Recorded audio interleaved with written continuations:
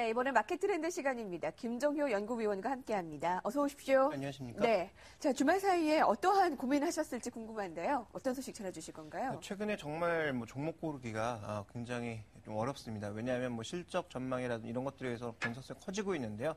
자, 일본 시장에서 최근에 이제 농업 시장의 변화가 나타나고 있고 유통 구조의 일부 변화가 나타나고 있습니다. 자, 이와 관련돼서 우리가 단기적으로보다는 장기적으로 좀 관심을 가져볼 만한 종목군들이 있는 것인지, 또 음식료병의 전반적인 투자 관점은 어떤 것들을 보고 투자 판단을 해야 될지 글로벌 트렌드를 보면서 판단해 보도록 하겠습니다. 그렇군요. 다소 생소한 부분일 수도 있을 것 같아요. 일본 시장에서 농산물 시장의 현황을 보고 국내 투자 아이디어까지 찾아본다. 어떠한 얘기를 말씀해 주실지 궁금한데요. 현황과 전망을 살펴볼 필요가 먼저 있어 보입니까? 네. 일본의 지금 농업을 보면 우리나라랑 비슷한 그런 상황인데, 일본의 최대 문제도 노령화 아니겠습니까? 그러니까 결국은 이쪽도 일본 농업 산업도 굉장히 노령화가 되면서 전반적으로 축소되고 있습니다. 그래서 준비된 그림을 보시면 일본의 경작 포기자들이 늘어나기 시작하면서 전반적으로 그 면적도 꾸준하게 계속 증가하고 있는 상황입니다. 그러다 보니까 일본 내 농업이 계속 축소되고 있는 상황이고요.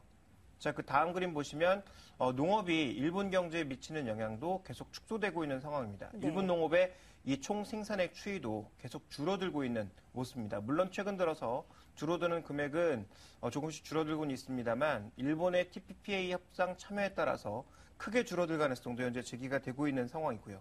자, 또 하나 지금 보시면 일본도 생활의 서구화로 인해서 쌀 소비량이 우리나라와 마찬가지로 꾸준하게 줄어들고 있습니다.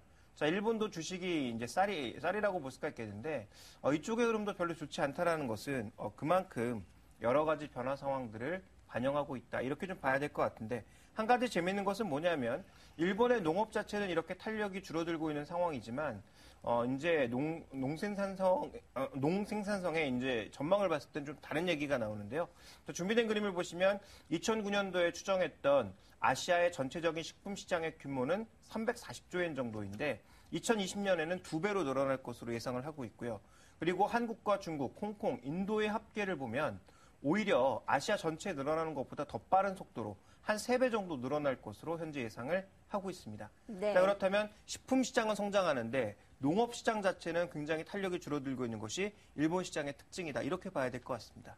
기회로 볼 수 있는 상황이 될 수도 있겠군요. 예, 그렇습니다. 아시아 시장에서의 농업 비중은 확대가 되는데 일본에서의 시장은 축소가 되고 있다라는 말씀이신데요. 일본 시장에서 나타나는 또 변화에 대해서 뭐 특별한 사항이 있습니까? 결국 이제 일본에서 생산성이 떨어지다 보니까 가격이 비싸진 거고요. 가격이 비싸진 농산물에 대해서 사람들이 관심을 잃어버렸다. 그래서 해외 농산물이라든지 또 동북 이 원자력 사고에 따른 이런 일본 내 농산물보다는 해외 농산물을 선호하는 그런 분위기들이 일부 나타나고 있다, 이렇게 좀 봐야 될 것 같은데, 자, 그러다 보니까 이제 일본 시장에서도 일부 변화가 나타나고 있습니다. 유통업체를 중심으로 나타나고 있는데요.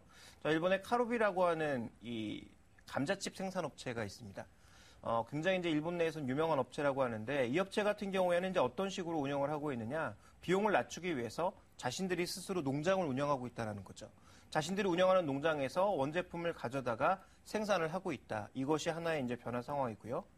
자, 로손이라고 하는, 우리나라도 이제 진출했다가 지금 철수를 했습니다만, 로손이라고 하는 유통업체에서도 실제적으로 농장을 운영을 해서 이제 자사 내에서 유통하고 있는 여러 가지 제품들을 스스로 생산하면서 비용을 다운시키고 있다는 거죠. 그래서 일본 내에서도 이러한 변화의 바람이 굉장히 강하게 불고 있다는 점은 시사하는 바가 충분히 많다라고 볼 수가 있겠고, 자, 또 하나의 변화 상황은 뭐냐면, 네. 일본의 이제 농무성이 추정한 것인데요.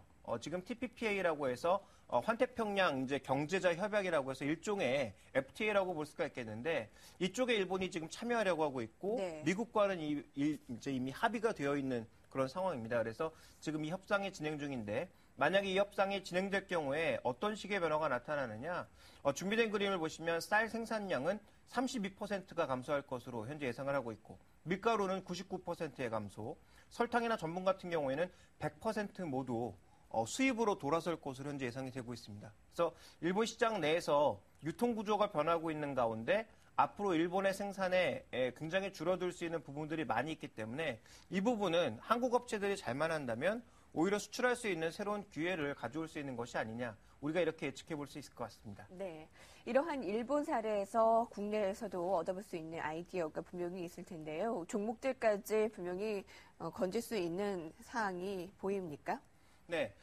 먼저 이 음식료 업종을 보는 데 있어서 가장 중요한 건 원재료 가격이거든요. 최근에 음식료 업종이 증시 안에서의 업종에서 상승률이 굉장히 높습니다. 예, 그렇습니다. 물론 네. 뭐 모든 종목이 다 가는 것은 아닙니다만 뭐 대상을 비롯해 농심 같은 종목군들 계속 신고가를 내고 있는 상황인데요. 먼저 이제 글로벌 곡물 재고율을 좀 보시면 최근에 전반적으로 상승하고 있거든요. 원당, 소맥, 대두, 옥수수 전부 이제 재고율이 높은 상황이라 추가적으로 이 원재료 가격이 올라갈 가능성은 없다.